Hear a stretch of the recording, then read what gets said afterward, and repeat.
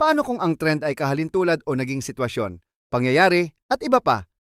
Si downtrend ang kumakatawan pag ang takbo ng presyo ng AUD/NZD ay pababa habang si uptrend ang kumakatawan pag ang takbo ng presyo ng AUD/NZD ay pataas. Ang halaga ng AUD/NZD noong Abril 6, 2026 ay 1.2118. Ang gustong project ni downtrend ay mga restaurant at cafe.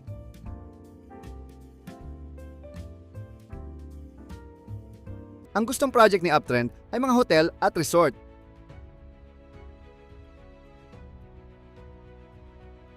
Ang halaga ng AUD/NZD noong Abril 7, 2026 ay 1.2152.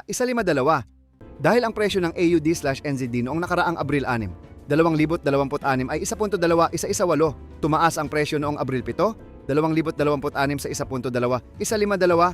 Ang pumabor at nanalong nais na proyekto ay kay uptrend. Salamat sa panonood.